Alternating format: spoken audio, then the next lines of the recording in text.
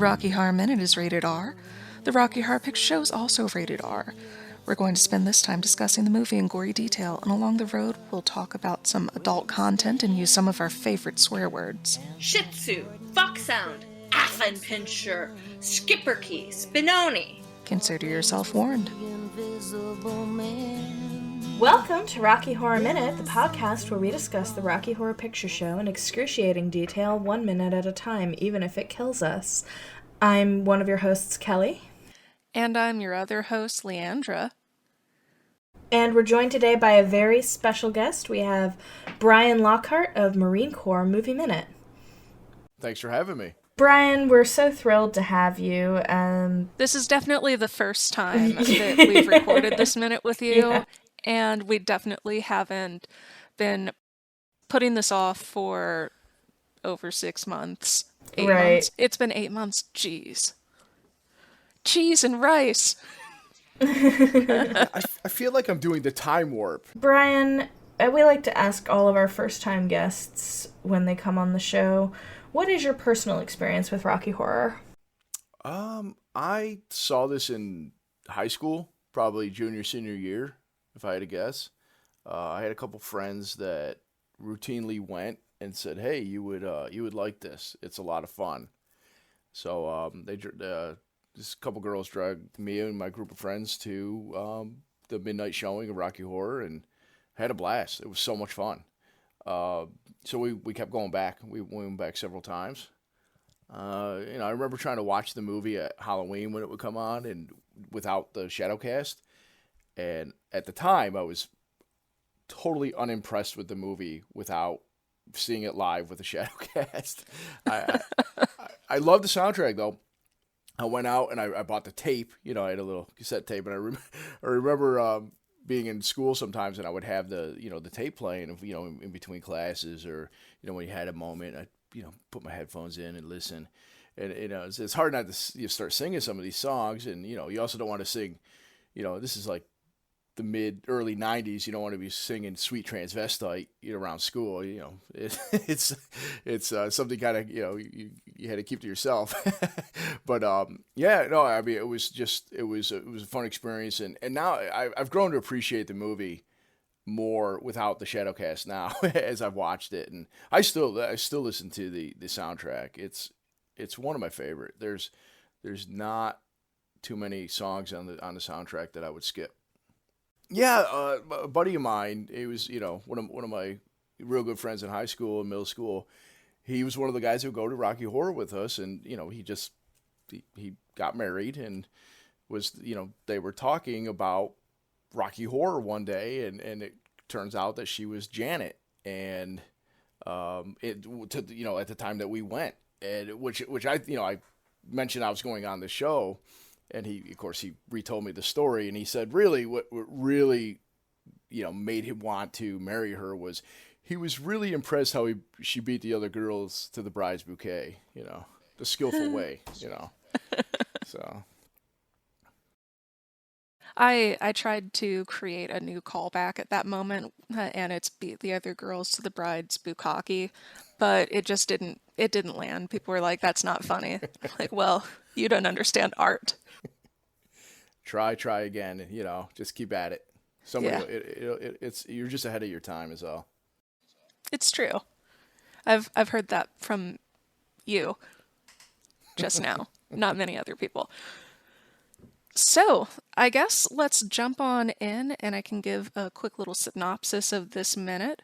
This is really the beginning of Hot Patootie, and the first lines of this are Frank going, "Ah, ooh," and then Columbia excitedly wails Eddie.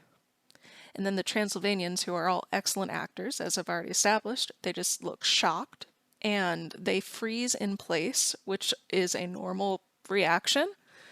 And then Eddie bursts through this wall of ice, and he's on a motorcycle, and he stops the motorcycle, puts the kickstand out, spins off of it, and then begins to sing.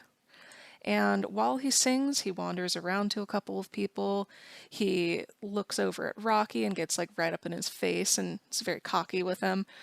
And then starts dancing along with Columbia. And then he finishes his song and he goes into the next minute. Or rather, he finishes the first part of the song and that segues into the next minute. Let's be real. Please, please. So the lyrics for this are, whatever happened to Saturday night when you dressed up sharp and you felt all right? It don't seem the same since cosmic light came into my life. I thought it was divine. I used to go for a ride with a chick who'd go and listen to the music on the radio. A saxophone was blowing on a rock and roll show. We climbed in the back seat, really had a good time. Hot patootie, bless my soul. I really love that rock and roll. Hot patootie, bless my soul.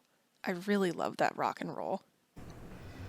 I can hear the passion Let in us your pray. voice about how much you really love that rock and roll. Amen. What do we think about this minute, guys?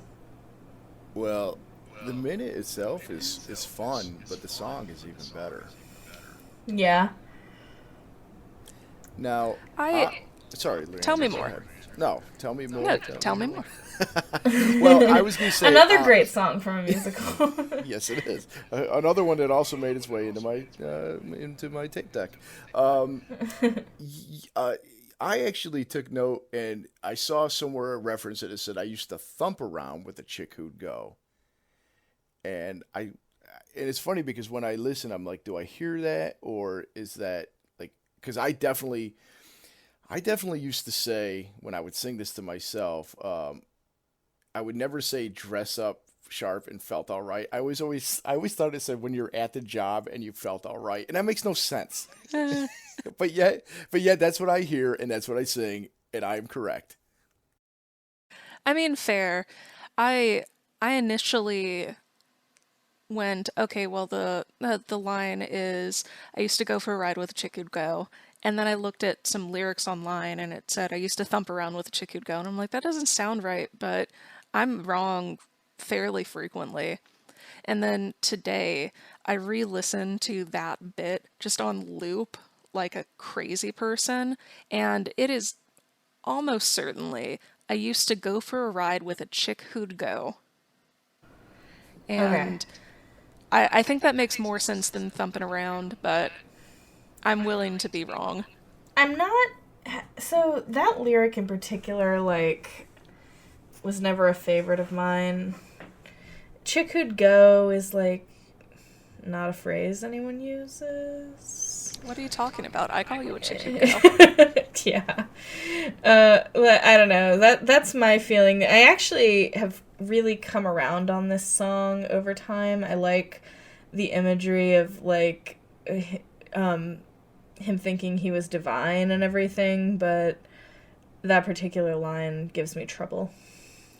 Now, when you say thought it was divine, do you think Divine the drag queen? Because Yeah. that's what I would love, but I don't think that's the case. Honestly, why did Divine never play Frank? She would have been great. Oh my god, absolutely. But right, so that's sort of, I had another kind of misheard line too, or at least, so at the beginning of this minute, the ooh, and then Columbia screams Eddie. My subtitles on my DVD said who, and that's what Frank was saying, and the subtitles have been wrong / weird before, and I would like to think they're wrong right now, because, like, who would Frank think was coming out of the freezer? But, yeah, I can't imagine who else he could possibly think it was, but that was a comment I wanted to make, that is possibly a line I've misheard for my entire time, but it really just sounds like ooh. I'm a third for ooh instead of who.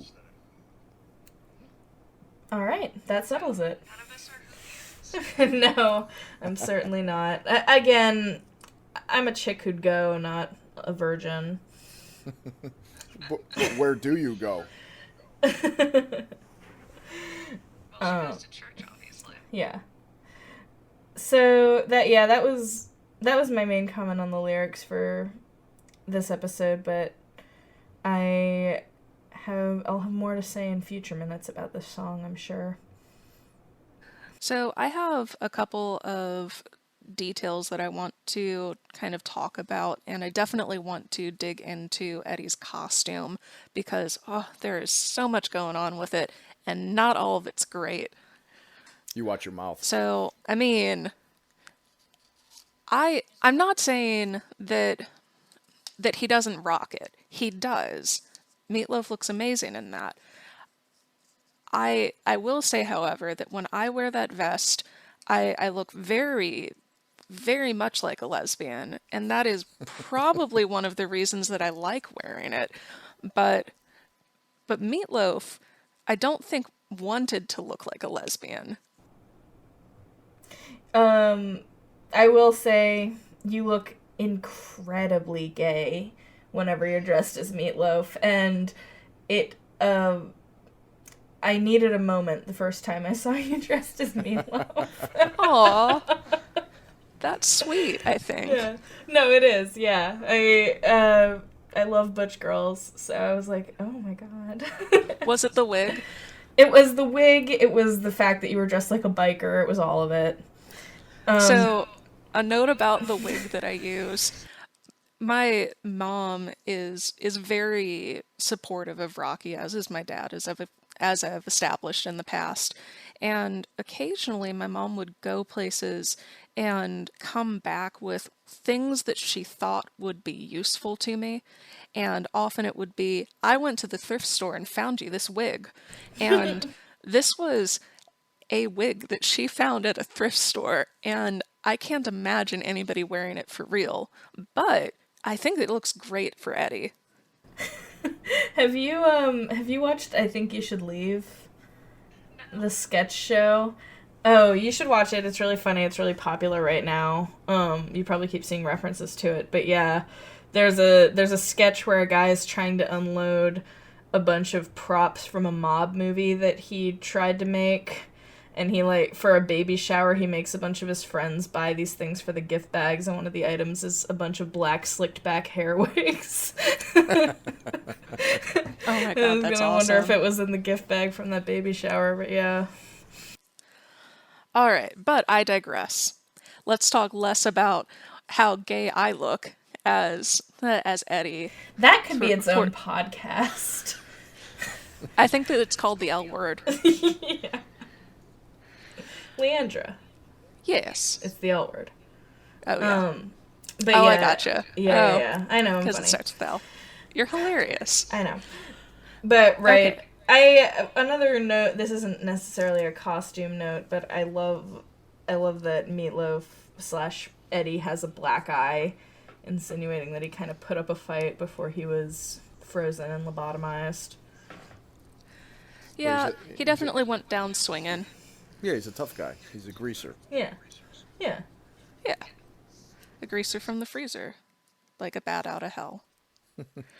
Which is something that will be possibly funnier in a couple of minutes. Maybe not, but it's something that I'll say again, so be prepared to laugh, because I'll know if you didn't. You know, jokes work best when you tell people you're about to make a joke and that they have to laugh. Right? And then you explain the joke. That's the best part. See, because Meatloaf sang that song. I'm not gonna lie, I have a really bad sense of humor, and there's a part of me that does think that bad humor is hilarious. So, I don't know, it's kind of gone full circle for me. However, let me go through some details. First off, even before Eddie breaks through to the lab, we're looking at inside of the freezer, and the freezer door is upholstered in cheetah print. And I think that that is absolutely bizarre and amazing. It even matches the cheetah print on Eddie's jacket. So, kind of segueing from there into Eddie's costume list, he comes right on in. He's wearing this chrome kind of military style helmet with a black chin strap, and he's wearing a wig. I'm sure that Kelly has opinions about that wig later. He's got some black sunglasses, that sleeveless black leather jacket. It is gorgeous. It has the cheetah print lining on the lapels, and on the back it says baby, and there's flames on it. It's gorgeous. He around his neck he's wearing a metal slingshot. It's a Milbro, and you can still get these. They are very painful to get smacked in the face with. So if you are cosplaying as this and you decide that you want to do the dance, maybe consider not going with a metal version. It can cause blood. It's not great. If you're worried about safety, though, you could use a cheese grater instead because it looks just like one. Oh my god, you're right. Like a cheese slicer, not a grater. I hadn't like a considered cheese that. Yeah. slicer. Yeah. I knew what you meant. Yeah. Yeah, the type where you get the nice little, like, I guess ribbons of, like, Parmesan cheese. It's very lovely. So, ooh, now I want cheese. No, Leandra, focus. Eddie. He also has a long, thin, white fringed scarf, and it looks like there might be a little bit of blood on it. He has under his jacket a black t-shirt that says Eddie on it. It's written in cursive and in this dark green glitter paint, which is just very theater kid to me. And he's wearing ratty, kind of medium dark wash Levi's jeans. And for footwear, he's got these very pretty kind of cowboy boots that have some ornate detail work. The only other thing that I wanted to throw out there is Meatloaf, as Eddie, is wearing red suspenders and a gold belt. And for those of you who don't know, you don't need both. You can really just get away with wearing either one or the other, and in fact, wearing both is silly. So this is, I would say arguably, is a Sue's to blame sort of issue. Meatloaf loved that outfit, and he got to keep it. It even made an appearance behind him in an SNL skit that he did several years later with Tim Curry. Yeah, it's pretty awesome. But, that jacket is great. And honestly, I wouldn't have been surprised if you told me that Meatloaf just showed up on set and they were like, you're perfect. Like, they just were like, oh, because that seems like, I know he kind of gets into the whole, like, puffy pirate, Seinfeld puffy pirate shirt, that he would wear in some of his videos and stuff like that. But this, like, Eddie is basically Meatloaf. Which I think is interesting because he wasn't the original Eddie. It was originally sang and performed by this guy named Patty O'Hagan, and didn't look like Meat a whole lot even. So it's very interesting that we now see this and go, of course, Meatloaf had to be Eddie. There was no other option. That was obviously the choice. He does a good job of just making the character his own, I think. Even the song, I would not have been surprised if he was the one that brought this song. Like, this was an original song he made, and we're like, hey, Meatloaf made a song for the movie. I don't think that's the case. I think Richard O'Brien came up with, this. But I would not have been surprised, because I did find a little note that I thought was interesting about Richard O'Brien saying, hey, this song's so fast, nobody can say all the lyrics, so don't worry about it. Meatloaf said, was like, I can do it. And Richard O'Brien said, look, I wrote it, and I can't even sing all the words. So don't worry about it, but Meatloaf can. He's that good. So. Yeah, it's honestly insane that this song wasn't written by, or at least for, Meatloaf. Because it definitely wasn't, but it sounds so much like it was. like a song by him. It definitely has some Jim Steinman kind of character notes on it, so I can see that. I I think that if Steinman had done it, it would have not had as much saxophone and would have had substantially more, like, very intense piano.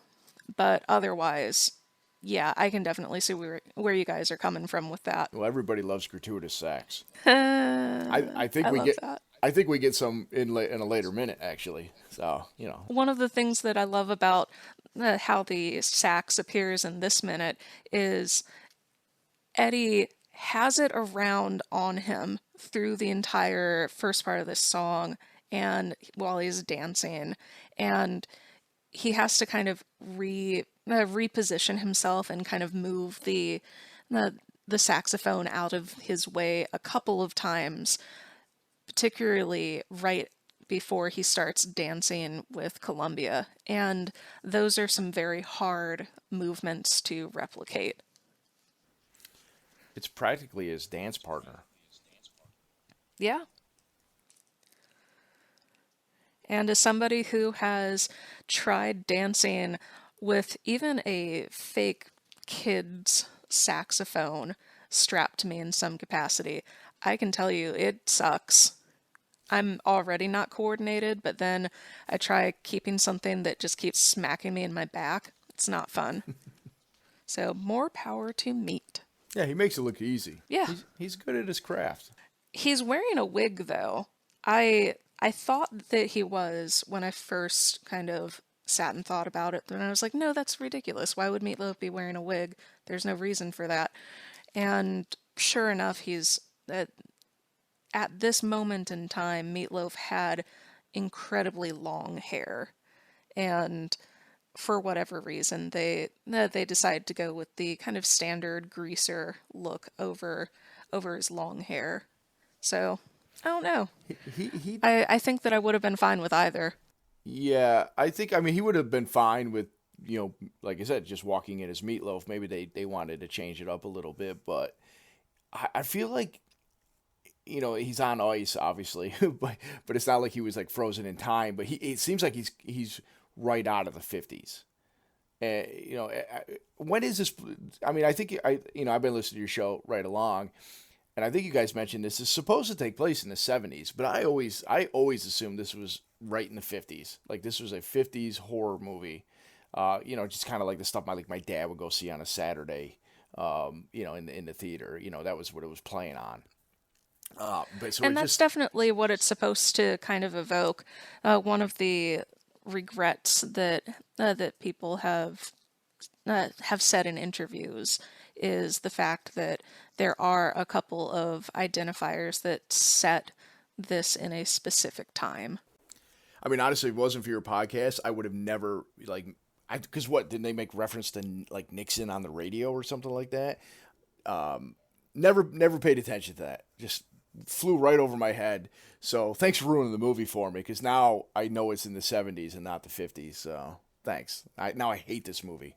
Thanks a lot. No worries. Do you want me to ruin another movie for you? Please do. Citizen Kane, Rosebud's a Sled. What? Yeah. Yeah. Also, the Titanic sinks. It's true. It's very sad. I got to reevaluate my whole life now. So a couple other things that I did want to throw out there, not about Eddie, but about the Transylvanians. Right as Eddie goes bursting through the ice, Fran Fullenwider just gets the fuck out of there, but keeps looking back. It's very much a, oh no, I have to hustle, but I need to make sure that the camera has my good side. It is so fun to watch. And then the fact that the Transylvanians are just standing there completely frozen, I think is one of the silliest things that they could have been doing at that moment.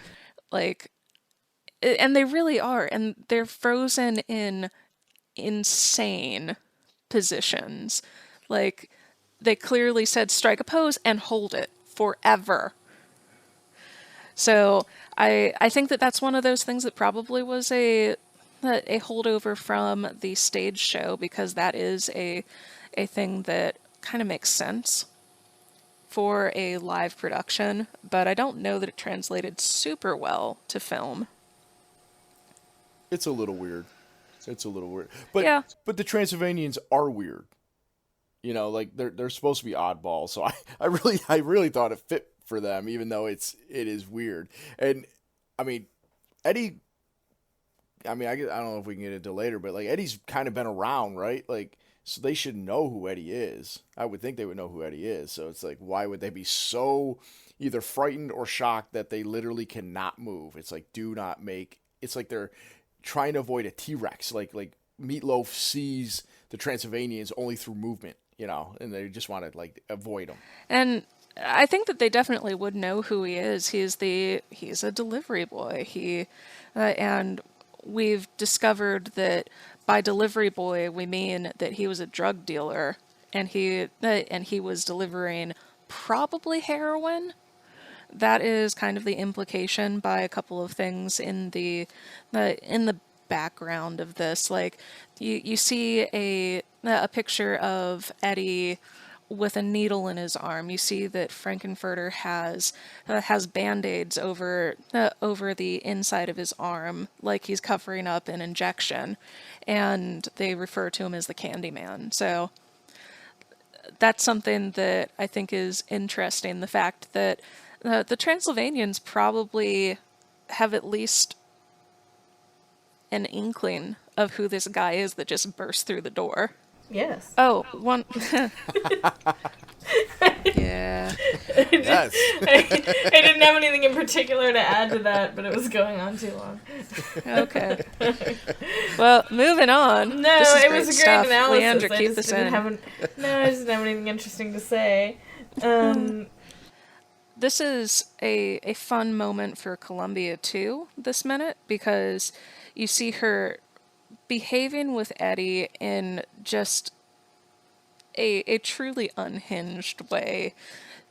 First off, she comes right when he says chick who'd go, and she goes right over there, and Eddie picks her up and puts her on the motorcycle, and then Eddie offers his hand. And I don't know that this is something that I would do, but Columbia tries to suck his fingers off. Yeah. Like, I at have the in my knuckle. notes, Columbia licks everything. It's I true. don't know what it is with her. Well, if it's not yours, don't touch it. But if you're not sure if it's yours, then lick it, and 'Cause then it'll she- be yours. She licks Frank's leg even though the line was bite, and then now here we are. Yeah, it's fun being Columbia. Yeah. So, I had to look this up. Do you guys know what a patootie is? It's like a butt, right? No. Yeah, like a patootie. Yeah, it's a butt. I always assumed it was butt, So, but it's not. it might, yeah. So, it might be something that you can use as a synonym for butt, but it is a slang term for your sweetheart, and in the 1930s it became popular to call kind of your very sexy sweetheart a hot patootie. So it's again kind of a throwback to a time before this. Yeah, I always kind of. Sorry, go ahead. It's your show. I was gonna say I was just gonna say I looked it up and we were both right, but Leandra's more right. Because first of all, that's clearly what it means in this context.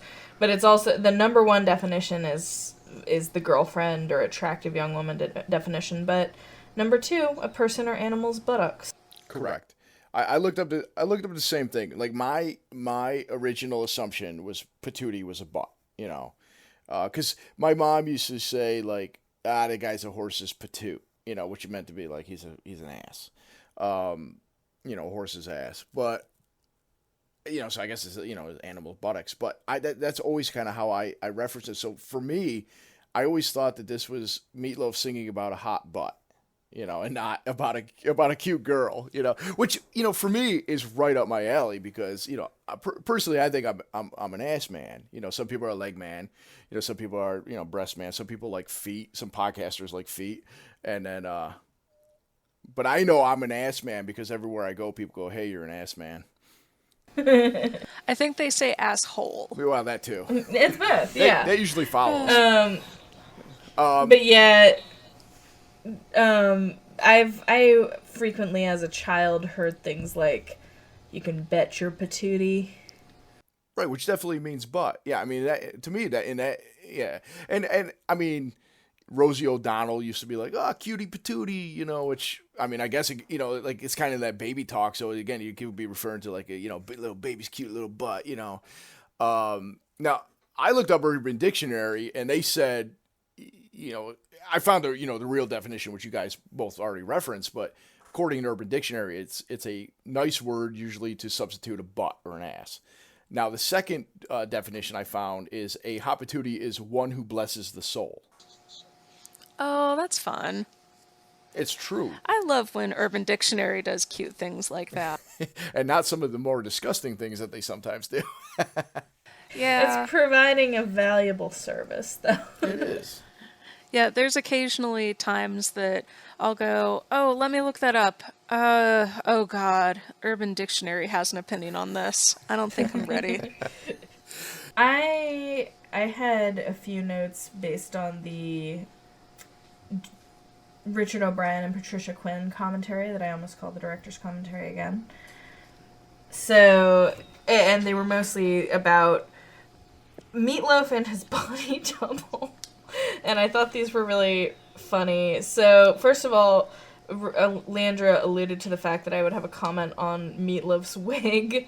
Richard O'Brien said, "I don't know why they put the wig on Meatloaf. I would have thought his normal hair was fine." And then Richard O'Brien and Patricia Quinn talked for a while about his long and silky, lovely hair. So I would have liked to see it, but I guess not.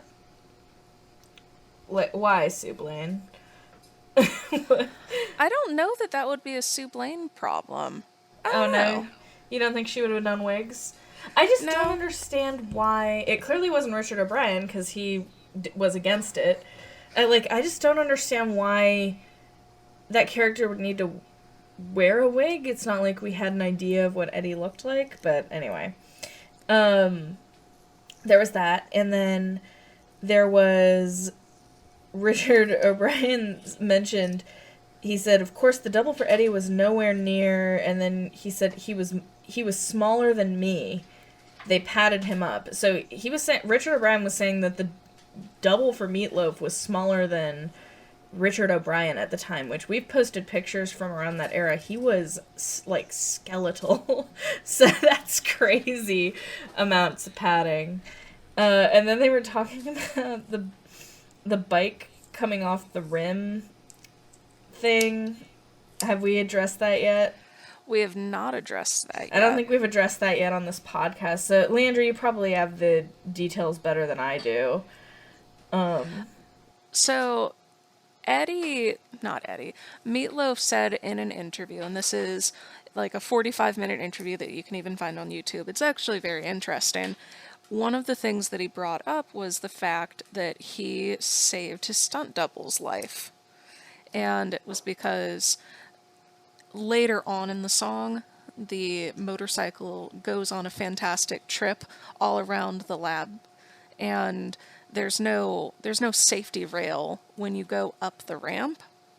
And unfortunately, the motorcycle didn't quite stick the landing and ended up going right off the rim and falling. The stunt double was trapped under it, and Meatloaf, in kind of a quick thinking rush of adrenaline, ran over and just lifted the motorcycle up. So it's something that he doesn't know how he got the strength to do that, but he's happy he did. Yeah, so I was going to say on the commentary, Patricia Quinn, like, that came up, and Patricia Quinn went, "Oh, he's fine." And Richard O'Brien went, "He wasn't fine. He's never been heard of since." Which, that was so fucking funny to me. First of all, that Patricia Quinn was like, "Oh, pff, he was fine. What a drama queen." And then Richard He's O'Brien's faking like, it. "Oh no, he died." I mean, I don't think he died, but it was just really funny. I think his bone was sticking out of his leg, though. You know, like he was. Yeah, oh pretty yeah. messed I mean, up. it was Yeah. quite a bad accident. I certainly Yeah. wouldn't call him fine, and apparently it ended his career, but yeah.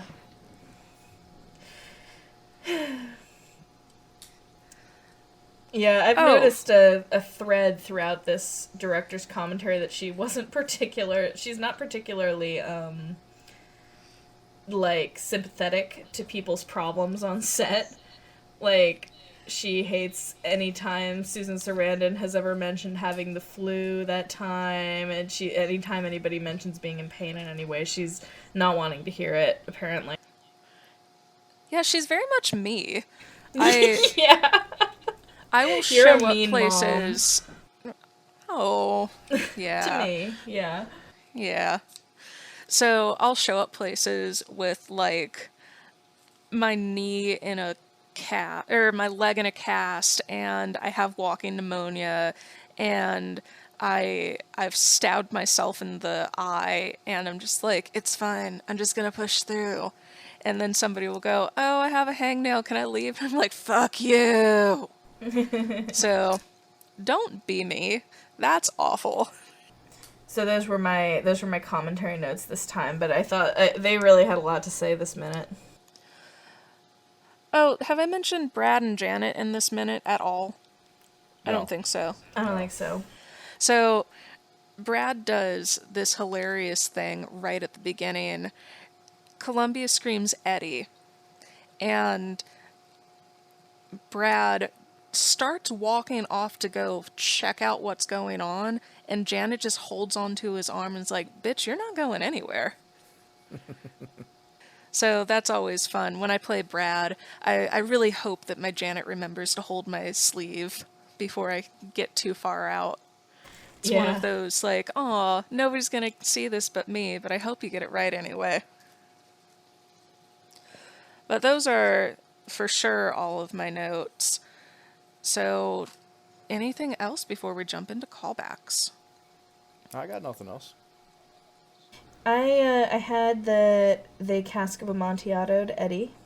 They sure did. Because they truly did, and I like imagining. Do we think he was unconscious while that was happening? Semi-conscious?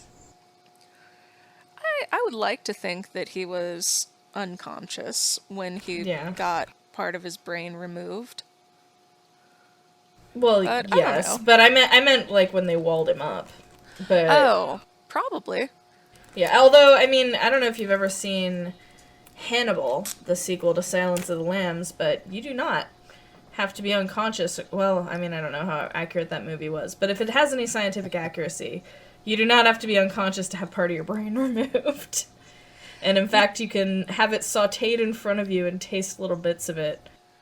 I mean, if Grey's Anatomy told me the truth, that Dr. McDreamy used to operate on brains all the time with the patients awake, so it's possible. Yeah. There's no know nerve that- endings in the brain, yeah. I don't think. That's what I was going to say. Yeah. There's not much in the way of Algae receptacles up Yeah, there. I think evolution decided that if they made it to the brain, there's no point in warning you anymore. And some people don't have much up there, period. Never mind receptacles. Yeah. It's true. Yeah, you would know about that. Aw. Wait, what? No. But yeah, those are my main notes about the minute, but I did want, since you're our Marine Corps correspondent, I did want to ask you about the 2 Marine Corps related callbacks that I know. No, shoot, because I think I know one of them. I will not attempt it. I will listen, but I'm curious about the second one. Okay, neither of them are in this minute, so these are bonuses. One of them we've already even said. But the first is when you first see Frank in his lab coat. It's who's that man all dressed in green? That's not a man, it's a that's gay gay marine. marine. And sound off. And then I know Semper Fi, Suck 'em Dry. Is there anything after that, Leandra? No, thankfully. I mean, I actually really like doing that one. That's actually But, pretty. yeah. Sometimes I hear sound off 1, 2, simplify, suck 'em dry. Okay, that makes sense. So I just wanted to know how common that was at basic training. Was it like an everyday thing, or did you rotate it with other Well, The you know, sucking when, off. chants? Yeah, well, the sucking off, but I was talking about that chant in particular. oh yeah, I mean that's well. First off, you know that's one of the first cadences you learn. You know, like you can't become a marine unless you know that. Secondly, when you're in about the 12th week of boot camp, you know, hey, you do what you got to do. And it's not. Some people don't know much about this, so they send you to training for that. The Marine Corps they have certain things they want you to do, and they teach you how to do it all. It's all by the numbers in boot camp. So yeah, it's Yeah, yeah. I mean, it's not gay if it feels good. So Yeah. that makes sense. It's And only then- gay if you make eye contact. You know, And that comes from Oscar. Did Oscar actually say that? No. Okay. I was like, damn, Oscar.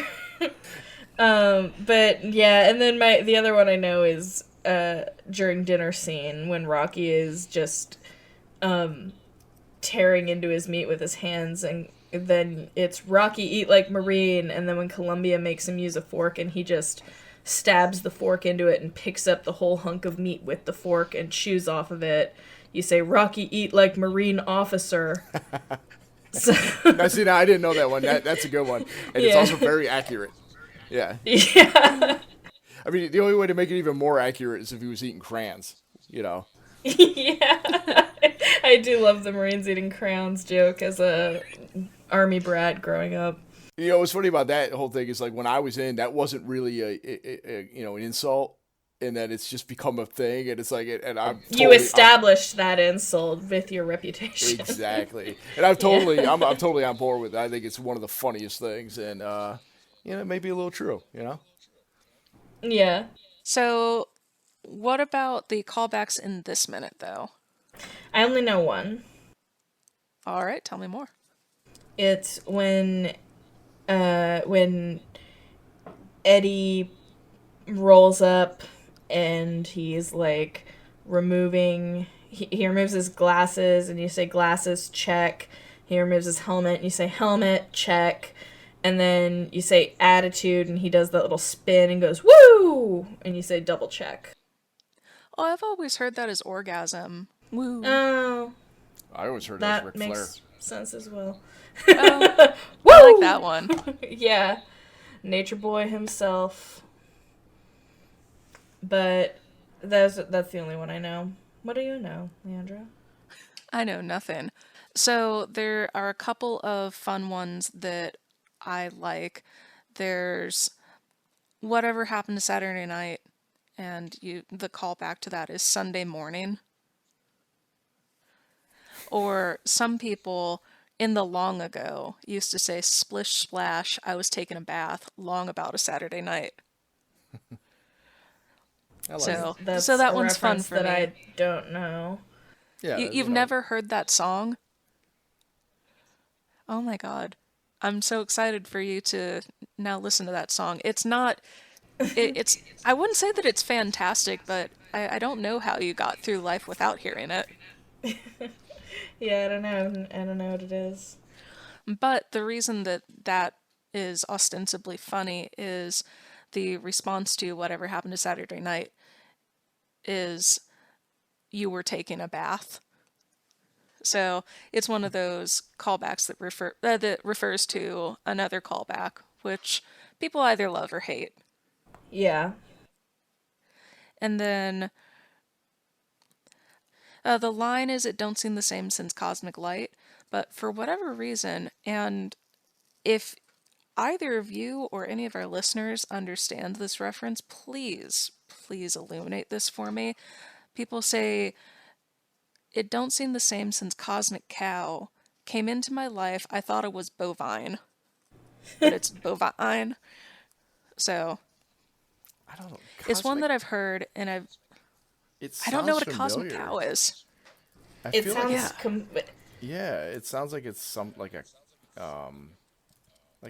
old cartoon or something. Yeah, Cosmic Cow. I just look it up, and it's got what's his name? The guy who played Judge Smales on Caddyshack. And the, Eh, yeah, it's a puppet. okay. Yeah. Okay, well now I know, and knowing is half the battle. Yeah, there are a couple of things in Rocky Horror life or what have you that I can no longer discern are real or completely made up bullshit things that have been told to me in the past or things that I just had a fever dream and decreed were real. Like one of the things that I very distinctly sort of remember is there was some sort of interview with somebody about how the way that they broke the ice before Meatloaf coming through was they broke the ice and then had the motorcycle come through with the body double and Meatloaf just walked through. I don't know if this is true, but it seems like a weird thing for me to just make up. I've heard that, but I thought I watched an interview with Meatloaf, and he said, "No, that's me coming through the ice." And then because he was talking about how it was like made of like wax and something else, and it was really slippery, but but he was not obviously because we already talked about it when he's driving or when Eddie is driving around, it's the stunt double, but coming through it was Meatloaf. But I have heard that about him just walking through, and I don't know where. Maybe I heard it from you. It's possible. This is very much one of those there's a pool on the second floor sort of things that I think that was just told to me when I was young and stupid and had just started doing Rocky. It's like the Riff Brad buttfuck scene. I'm not sure if you've ever heard people refer to this, but it's kind of like the inside joke to try and convince the noobs that there was a Riff Brad scene where they had sex and it was just cut from the movie. So, Well, you always got to give the new guys, a hard time. It's like when you send like in the Marine Corps, since I'm your correspondent, you send the new guy for the Humvee keys or you know something like that. There's no Humvee keys. Yeah, you send them on some menial task and then when they go like, well, I'll mention it now. This happened to me one time. I was sent to my staff sergeant to look for a prick E6 because one of the prick telephone. I was asking about a prick telephone. It was like a prick 111 something, something like that. And they're like, yeah, what about a prick E6? Well, a staff sergeant is an E6, and I kept going up to the staff sergeant, and go, hey, staff sergeant, you know where a prick E6 is? And yeah, it was fun times were had after that. Luckily, he was in on the joke, and he just kept messing with me. So that's like straight out of Mo saying I'm looking for Amanda hug and kiss. yeah, exactly, Yeah. exactly. And I'm sorry, I'm obsessed with this Cosmic Cow now. I actually found something about it on IMDb, so it's totally from the TV show Too Close from Comfort with Ted Knight. It was a 1981 episode that aired where Henry loses his job when he writes a satire of Cosmic Cow and Nancy Reagan fixing the country's problems to combat the salary. Yeah, whatever. So, I mean, clearly this was like a thing on that show, which I vaguely remember now that we're talking about it because I was a child when Too Close for Comfort was on. And much like many of the callbacks that are kind of oldies but goodies, sometimes sometimes people just say them because they sound right and they no longer understand what they mean. And I think that that's one of those, certainly for most people. Yeah, I don't know how many Because people are I've, running around talking about Ted Knight 1981 TV shows. yeah. But it's, no, that's kind of one of the fun things about callbacks, though. Like, obviously, if it's from 1981, it couldn't possibly be something that they would have referenced at the first multiple years of showings of this. And much like we have new callbacks anytime there's some sort of new current event. There are so many that have their time in the sun and then get retired, and the ones that stay that people don't understand are always amusing to me. The only other callback that I wanted to throw out there is for Hopatootie Bless My Soul, you can say like fuck my titties, smoke a bowl. Yeah, it's nice. That's a fine It's Saturday classic. night. Yeah, yeah. What Yeah. a fun time, yeah. Now that we've beaten this minute to death, let us go ahead and wrap up the same way that we wrap up all of our minutes. Bryon, do you know what we say at the end? I do. All right, so we're all going to try and say this at the same time with now. Now, You don't, have to go home, but you but you can't stay here, so get the fuck out. out. That was nice. Brad and Janet, the servants gone to a distant planet. Whoa.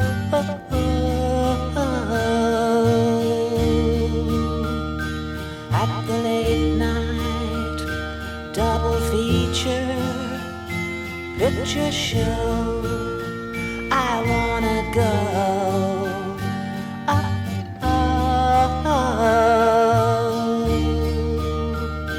To the late night double feature picture show.